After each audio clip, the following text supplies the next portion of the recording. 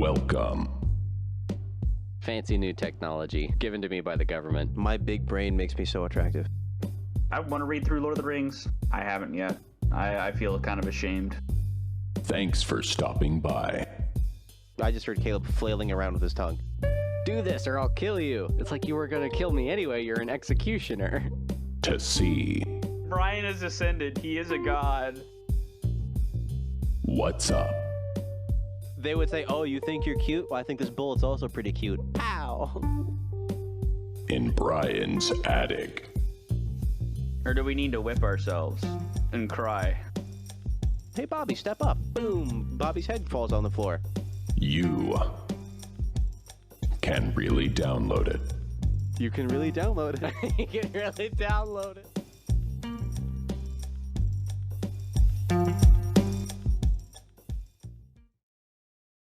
I'm Brian.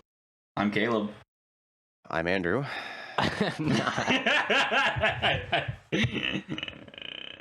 Welcome to Brian's Attic. This is the... I don't know what number episode this would be. Maybe like 6 or 7. Six. Okay, so this will be episode 6 of season 2. I'll just get right into it. We'll introduce the topic. So I've been thinking, and I'll give you a small story that isn't quite related, but it'll explain my thought process. By the time this goes out, it'll probably be completely irrelevant. But at work, I cut myself. I gave myself a really nasty cut with a box cutter that I just had replaced the blade on, and the incision was bad enough that I had to go to the incision or the decision? Both. The decision to cut decision to cut to incise myself underneath because I was cutting toward myself and not away like an idiot. Wounds, they will not heal. So I went to this Med Express, which is like a kind of like an urgent care clinic thing that you can just walk in. Except because of COVID, you can't just walk in, and I had to wait an hour in my car for them to register. Yeah. I'm just clutching my finger like I was just gonna sit here and wait. Yeah. So I waited. They stitched me up. They put 10 stitches in that will have to be removed. Probably by the time you are listening to this episode, they'll be out already. Oh, but they'll probably have to amputate.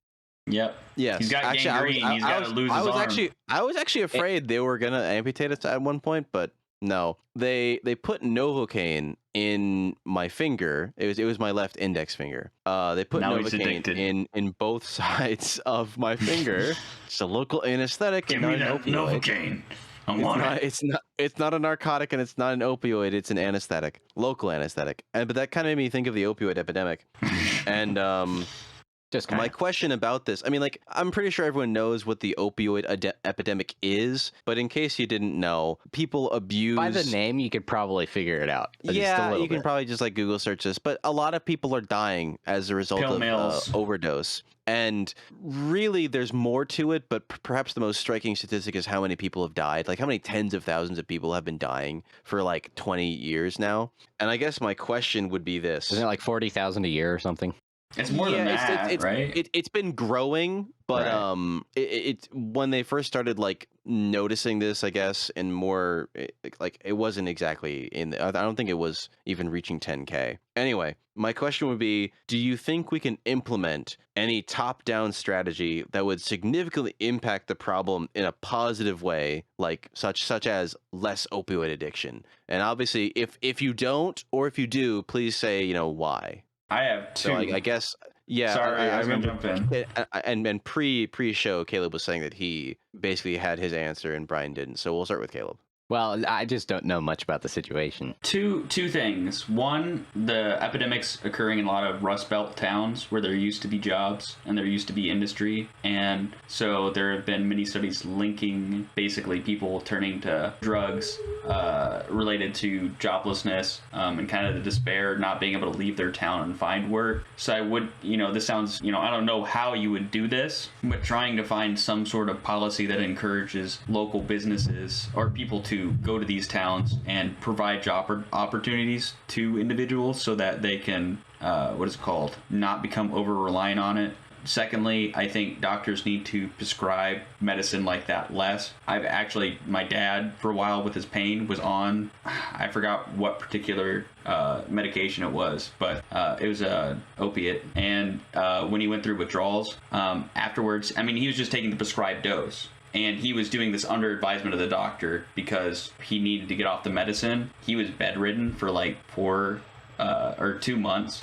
So I've seen firsthand that is not good. So I guess hand in hand with that, this sounds very like counterintuitive, but I'd actually encourage there to be more legalization of marijuana for medical use. Because, people have argued that there is, studies haven't been adequately done on medical marijuana to where it should be prescribed. But then when you look at some of the drugs that are being given to patients, even for pain maintenance, it's like the side effects of medical marijuana relative to the, downsides compared to what the other drugs would be. It's like medical marijuana is a much better option as far as so I think the legalization and the normalization of marijuana as an alternative within the medical field, and the encouragement of local businesses somehow through legislative means to spring up in these towns where people are predominantly found who have the addiction. Those would be my two. I can incentivize I can give people, large sums. I can promise to give people large sums of money if they hurl themselves off cliffs. But if that's not in a person's best interest, they're never going to do it. And so, I mean, you're going to get some crazies who will do it, but it won't like fix whatever problem would be solved by people hurling themselves off cliffs. Which my point is, even if you incentivize businesses going to these small Rust Belt towns, there's not enough of a profit incentive for them to go there in the first place. No, I agree. I don't.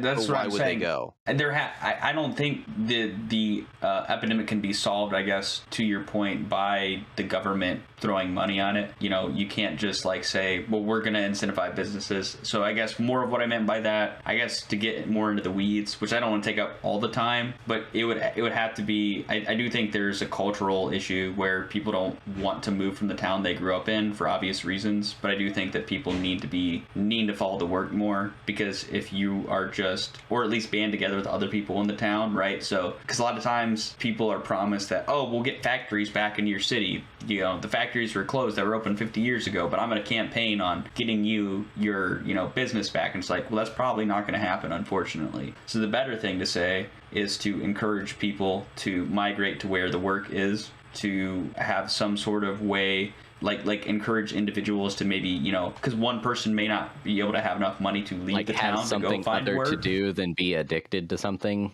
Well, that's where a lot of addiction comes from. Migrate to where the work is. That's where a lot of addiction comes from, because if you stay in the same town and there's no jobs and there's no likelihood of jobs coming to your town, forget about your problems. My solution, like the most obvious solution, is, as far as preventing the addiction, is to prohibit the use of opioids as pain relievers. Now, that may not be a viable option, because maybe in certain instances, opioids are the only kinds of pain relievers that help, hence their, approval in the 90s or so. As far as helping with addiction that is already, like the best top-down strategy would be to, and this is in general terms, prevent addiction in the first place. And so preventing addiction would be prescribing it less, for one.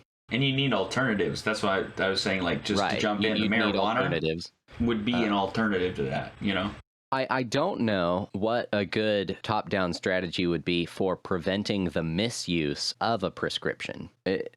People remain addicts in prison too. I mean, having worked with the prison system, if you just say... It would have to be a prescription to somebody with, enough self-interest to...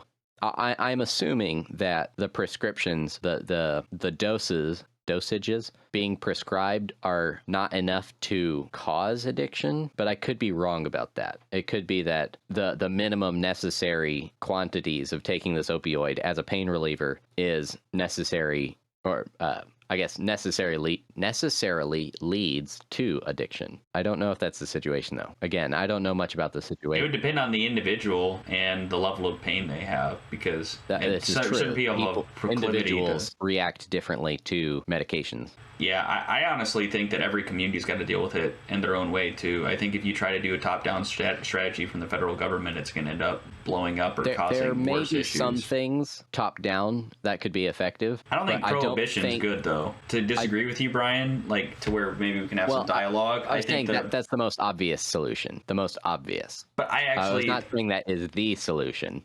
I Because, understand. You'd have to have, if you, to some degree, these are pain relievers. They are helping people in pain. And so if you're going to remove them, and presumably, I'm assuming that doctors are wise enough, at least most of the time, not to be prescribing opioids because of this risk of addiction, that they are inclined to try every other means of pain relief before turning to opioids. But again, that's on a doctor level, not the top-down strategy. So I'm approaching this from the assumption that opioids as a pain reliever are already being used as a last resort.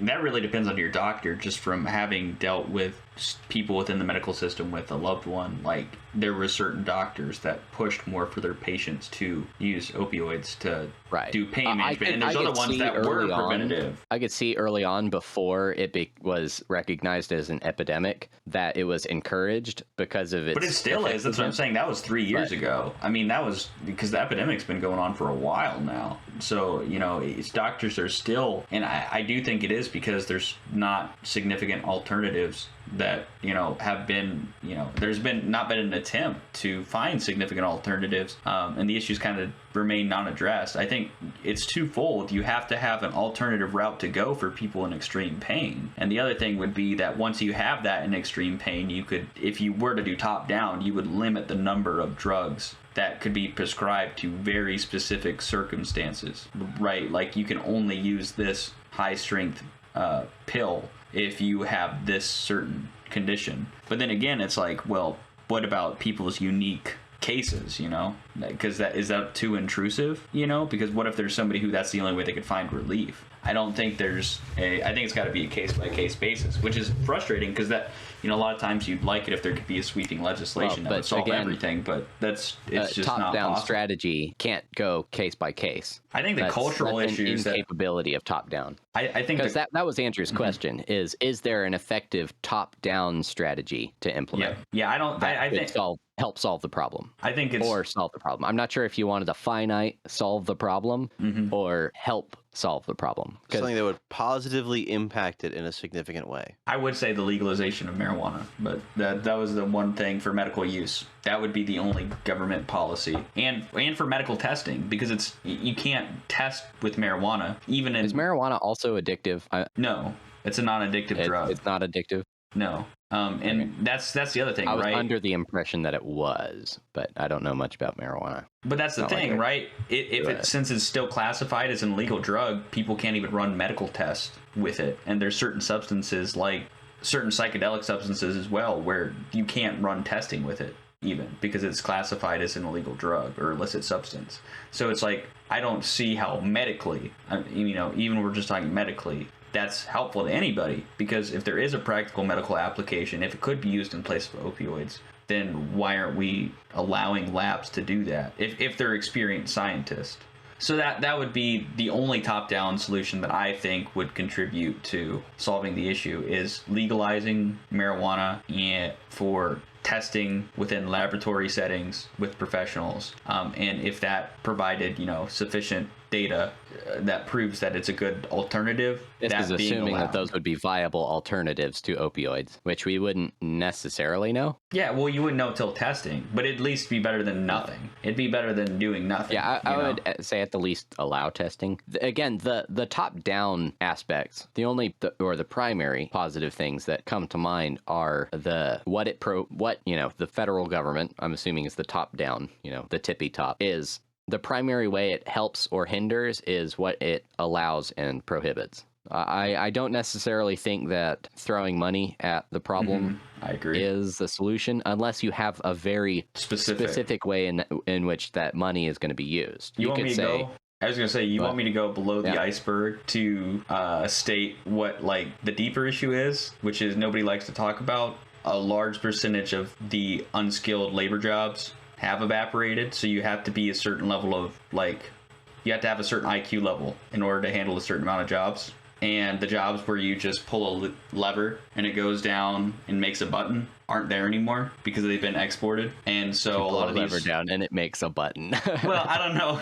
Well, take whatever it is. So Just the Homer population Simpson that at the the opioid hangar epidemic, factory.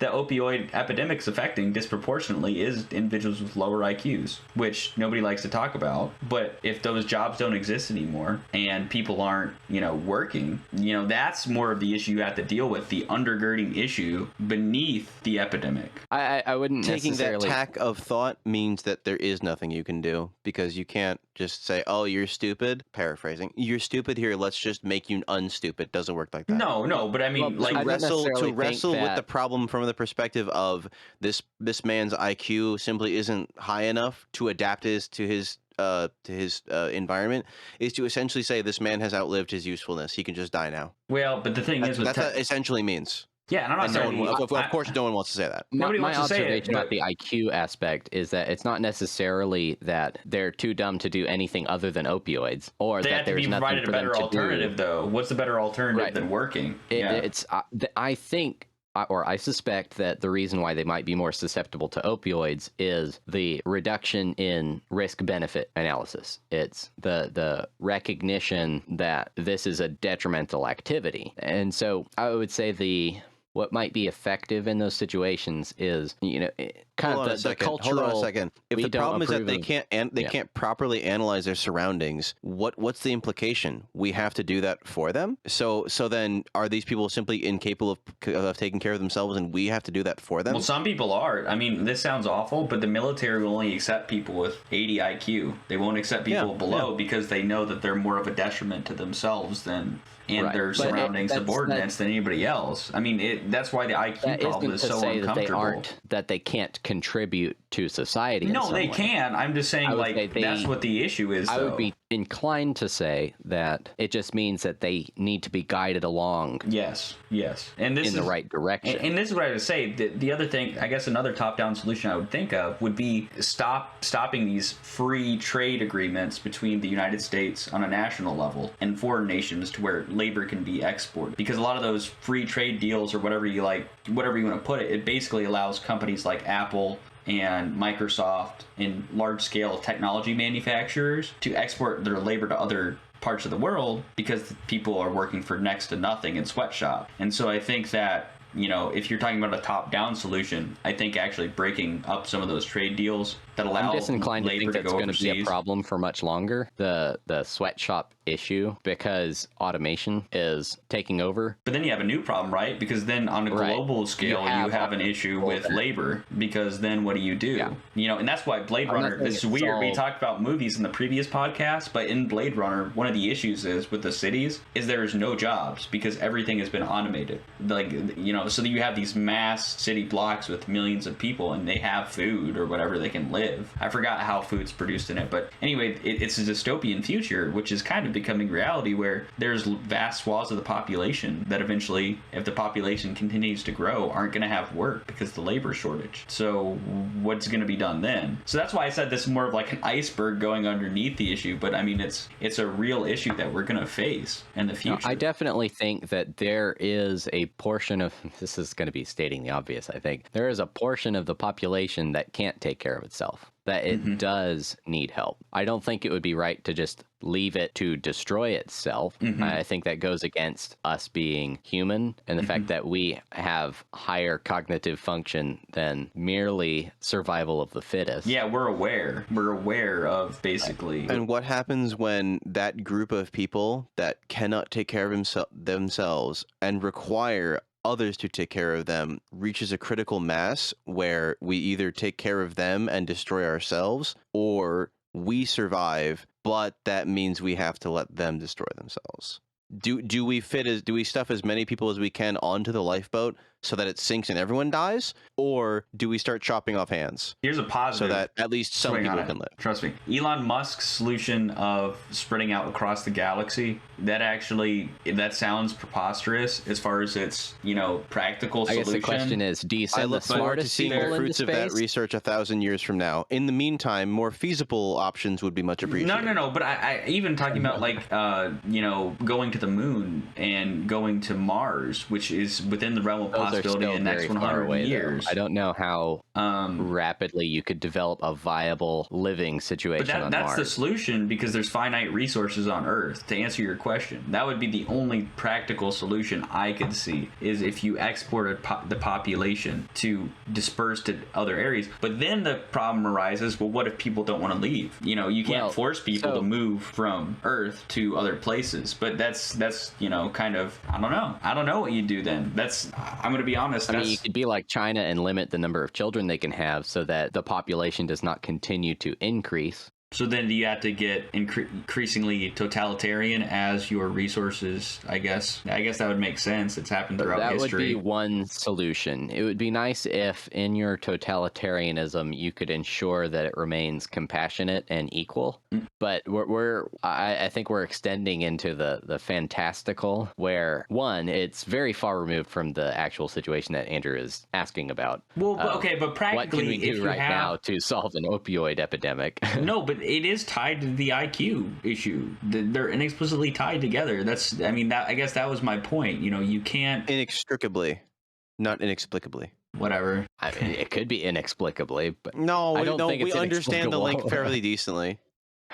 No, but it's tied together. You can't separate the two, because the job issue is related directly to the opioid issue. As there's been a decrease in job. Per the CDC, increasingly the opioid overdose deaths are coming from men, not women. So basically what you're seeing is this is affecting men more than women. Why? Maybe because it's more important that a man have a job. It is, biologically. So what you're getting is increasing amounts of drug addicted, discontent, disgruntled men. Not a good recipe. Well, for civil rest. Actually, if you study throughout history, and I've heard this said, so I can't attest to it only from my limited experience, but throughout history, the events preceding revolution oftentimes involve young men not being able to provide for themselves or for their families. That's what happens right before a violent revolution. Or not being able to start families. Yeah, or not being able to start families. Which is why polygamy is a very poor cultural norm for stable nations. So are you suggesting that the low IQ population is about to start a revolution? No, they're not. They could be weaponized. They could be weaponized for a revolution. Yeah, they're too stupid to start a revolution, but they can absolutely be weaponized, and that's not meant to be a joke. Like, I'm serious. You see, IQ is extremely uncomfortable. I can see it from your face, Brian. I'm the same way. IQ is extremely uncomfortable to talk about, but it's a characteristic of human beings, just like anything else. And it's not like I'm. I do want to clarify real quick, though, that I was just saying, by let's praise this up, things in the least sensitive, most raw format possible. Well, I think part of what makes people so uncomfortable about the IQ issue is that and I've been saying this for years, is that people have for too long, entirely too long, linked morality and human worth, I guess humanness, with intelligence. The idea is that, we're different from the animals because we're smart. So what happens when we come across a really dumb human? Are they less than? What about a person who is so developmentally challenged, we'll say, that they haven't progressed beyond a 2-year-old? Well, there are probably animals that are out there that are smarter than 2-year-olds. Does that mean that person is less than those animals? And it's not. Well, no, of course not. No. Of course not. Because this is the problem. You don't link morality to intelligence. I don't think we foolish. do link morality to it. I think certain people do. I'm using morality as metonymy for the characteristic of being human, of being of equal worth. I do think there is entitled a value, to equal a certain rights. kind of value to society. What you are capable of contributing is associated to your intelligence. The successful people who are billionaires able to contribute back to society if they're moral. Again, morality is not associated with your IQ, but those people who are successful tend to also be highly intelligent. Okay, it was my mistake to use the word morality. I meant human worth. Right. No, I just wanted a was word just for human clarifying worth. for listeners' benefit. I know, guess here's a question, though. What would be the alternative, right? So we have two options presented. If you are somebody who struggles and has a lower IQ, you don't have the conventional jobs. And I'm making it a binary on purpose because I want you guys to, like, see if you can come with an alternative. You have the route where you could take drugs, or you have the route where you can work a job that no longer exists. So what is the third option? What is the alternative that needs to be provided? Do you guys have any idea? I have to be honest in saying I don't have the solution. Wait, yeah, sorry, I missed the second option. You do drugs or work a job that doesn't exist, i.e. that's not a real solution. Yeah, because back in the day, there would have been those low-cost labor jobs, but they've been taken over by automation. I mean, that's one of the things that Andrew Yang was talking about, and I actually there agree with is him a certain lot on. belief that whatever, and this is a completely erroneous belief, that whatever like situation you're in, you can do something to get out of it, or at least like make it better. Sometimes you are in bad and like generally speaking, we, and by we I mean like the three of us, don't really like to talk about like, oh, you just couldn't do anything about that, because I think rightly so, we're afraid or we are wary about it promoting a sort of learned helplessness, which is never good. But sometimes there are times when you are in a poor situation, you had nothing to do with it, and you can't do anything about it. I think you could argue this is one of those situations where there are unfortunately vast swaths of people who have simply been failed by their leaders. Like, I'm sorry, my guy, there's nothing we can do for you. Like, for instance, someone comes to the doctor and says, please help me, I've been impaled in my chest and I've been disemboweled. And it's like, I'm sorry, we can't save you. You had nothing to do with it. There's nothing you can do, and there's nothing to make it better. Like, I'm sorry, but like sometimes that happens. What's odd about this issue, though, is it's an issue of increased wealth in a sense, because global wealth is causing basically the invention of machines and technology to replace these low-cost jobs. As Brian had brought up previously, even in third world countries, eventually it's going to be automated. The process has already started. It's already started in second world countries like China and India, where a lot of those jobs are being, going away because of automation. So that's why it's unfortunate, because they're only just now kind of going through their industrial revolution of sorts. Yeah, and so it's like, well, we were fortunate enough to move beyond to our present state of prosperity. And so is this just a consequence of wealth? The chronology of it. Is this crisis a consequence of wealth? So, like, it's just growing pains? We all have to go through this? Well, no. I mean, like, is this just something that byproduct of success in the sense of, like, technology and automation and everything, that in the end there's going to be people who are disenfranchised? I mean, I think the solution lies in the people who are capable taking care of the people who are incapable. That's a necessity. Now, I don't know about the expenditure of resources, as Andrew says. When you have to choose what do you do, I think as a personal survival instinct, you may have to choose yourself. Well, not just yourself, your family. That's the other thing too. Why it wouldn't be selfishness either? Because I'm not going to give away all my money to help the hobo on my street, causing my wife and rest of my family to suffer. Like, that's not. And also, how many checkpoints do you have to go? Does your money have to go through to get to that point to where it can be siphoned off to other places? So how much of your money would actually be reaching the homeless person?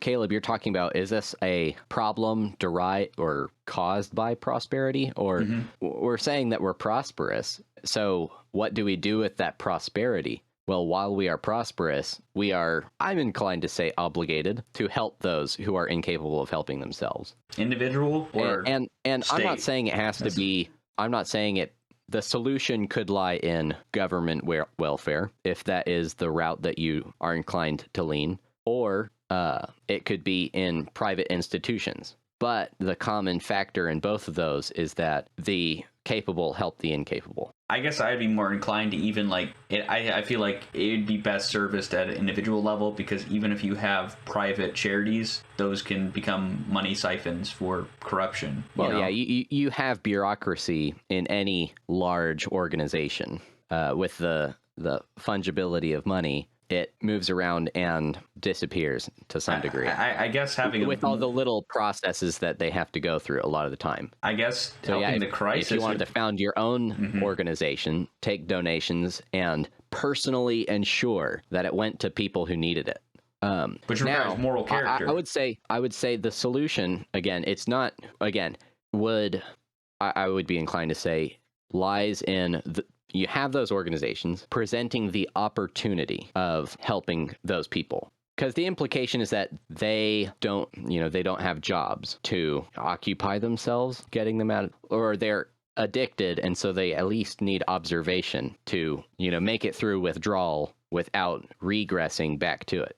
But I don't think it would be wise as a practical solution to force help upon somebody who is not willing to cooperate with it. I agree. I think a lot of these people, they may find themselves that they may not have had the cognitive function to realize this is a bad decision I'm about to make in order to stop themselves from doing it. And so now, addicted, they find themselves in a situation that they don't know how to get themselves out of, but they know they don't like it. You don't have to have 300 IQ to realize that your life is unpleasant. Mm-hmm. And so many of those people, I think, I would expect, would have the wherewithal to know they need help at the very least. And so in that way, you can kind of balance the people you can help and the people that don't want help, as unpleasant as people not wanting help sounds, because of the consequences that necessarily implies. Well, is there any major problems with that solution? No, I agree with because I didn't necessarily say it has to be the government doing it or exclusively private individuals. Well, I mean, if you boil it down, it's really if you have the financial standing and if you are a moral person, then you have an obligation to help your neighbor. And if that happens to be, not that you export that up, but there are certain solutions that just require that. I'd say that just fundamentally was it at the beginning of this episode or the last episode that Andrew started out with me saying that the everybody's basically nice? Yeah, and that's what this. Yeah, that's what the ending is. Society needs to be moral. Because what made me think of that was I was thinking of saying that I think there's at least a good number of people that if they became aware of a situation, they would be inclined to help in some capacity. If you shared a picture of, some, war-torn village with a small child who's now missing an arm, and it's like in this bloody bandage, and you're like, this little girl needs your help, and I am trying to raise funds so that she can eat today. I'm pretty sure, at least in my section of the world, people would be inclined to help a little bit. So, any closing remarks, Andrew?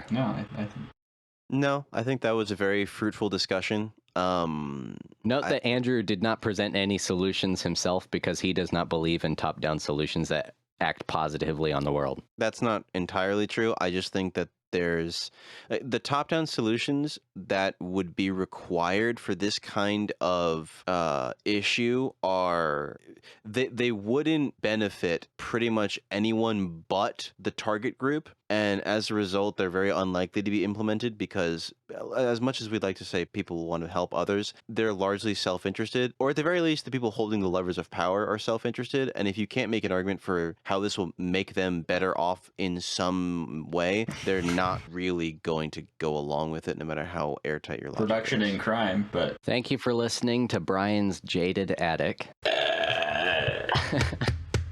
Go back to our previous episode if you want to have Cynicism fun. We're not about fun here. Cynicism every day of the week. Or join us next time if you want to have fun and girls just want to have fun. Find out. The intro says C. Sorry. Join us next time to see what's up in Brian's attic. Bye.